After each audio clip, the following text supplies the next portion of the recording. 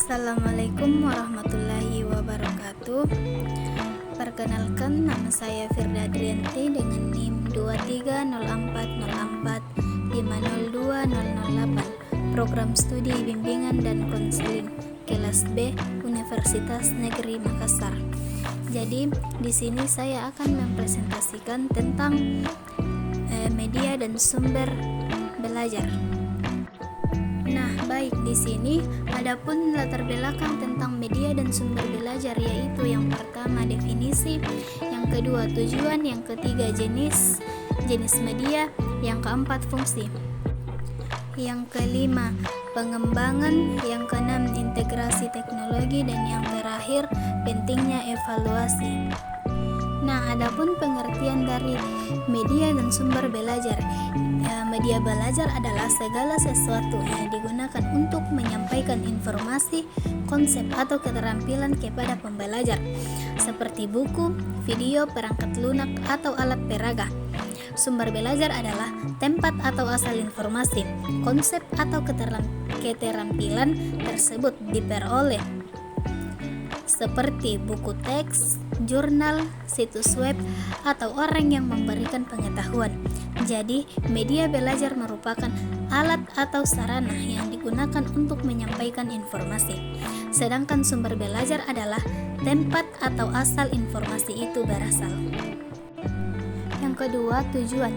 Adapun tujuan menggunakan media dan sumber belajar adalah untuk menciptakan lingkungan pembelajaran yang mendukung pemahaman yang lebih baik, memperluas pengetahuan melalui beragam informasi, dan meningkatkan keterampilan melalui penggunaan berbagai metode pembelajaran yang efektif.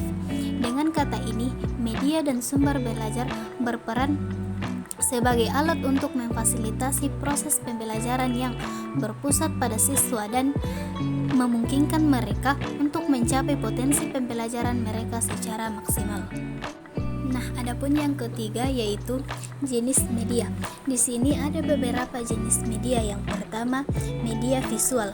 Media visual ini meliputi gambar, diagram, grafik dan video yang membuat visualisasi konsep atau informasi tertentu. Media visual dapat membantu memperjelas konsep yang sulit dipahami hanya dengan kata-kata.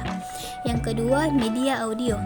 Media audio ini mencakup rekaman suara seperti podcast, audio buku, atau bahkan musik yang dapat membantu dalam memperkuat pemahaman atau penyampaian informasi tertentu secara auditori.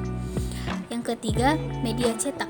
Media cetak ini termasuk buku, majalah, brosur, atau materi cetak lainnya yang menyediakan informasi tertulis yang dapat dibaca atau dipelajari oleh siswa. Yang keempat, media digital.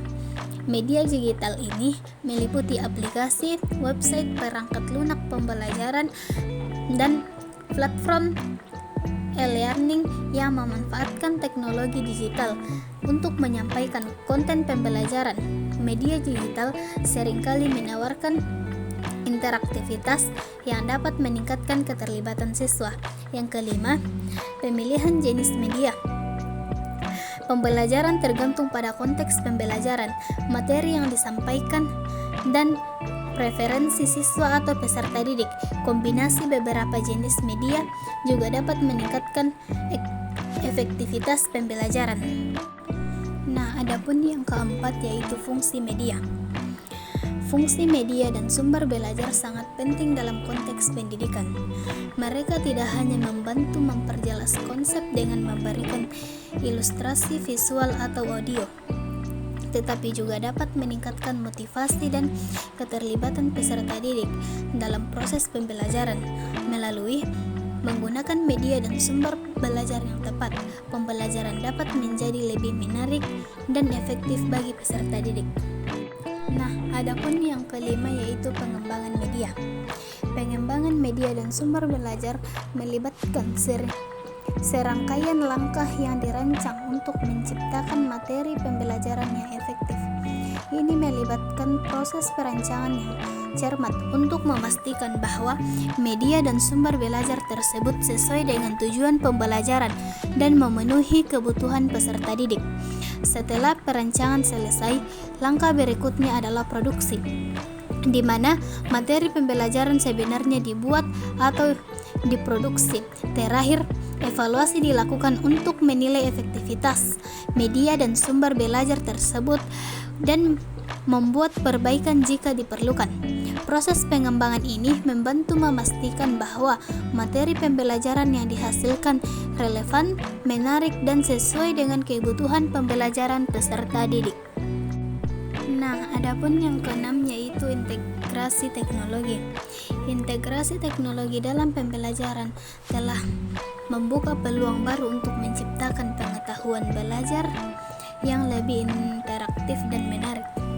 E-learning memanfaatkan platform digital untuk menyampaikan materi pelajaran secara fleksibel, sementara simulasi memungkinkan siswa untuk berlatih dalam lingkungan yang aman dan terkendali.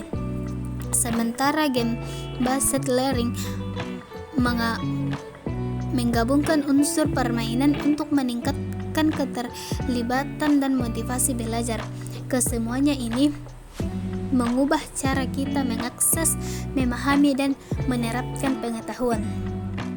Nah, adapun yang terakhir yaitu evaluasi. Evaluasi terhadap penggunaan media dan sumber belajar adalah kunci untuk memastikan efektivitas pembelajaran. Ini membantu guru atau instruktur untuk menilai sejauh mana materi yang disampaikan telah dipahami oleh siswa dan seberapa baik media tersebut mendukung pencapaian tujuan pembelajaran. Dengan melakukan evaluasi secara teratur, dapat didefinisikan kelebihan dan kekurangan dari penggunaan media tertentu, kemungkinan penyempurnaan dan penyesuaian agar pembelajaran menjadi lebih efektif dan efisien. Selain itu, evaluasi juga membantu dalam melacak perkembangan siswa dan memberikan umpan balik yang berguna untuk perbaikan semuanya. Itulah tadi presentasi dari saya. Cukup sekian. Assalamualaikum warahmatullahi wabarakatuh.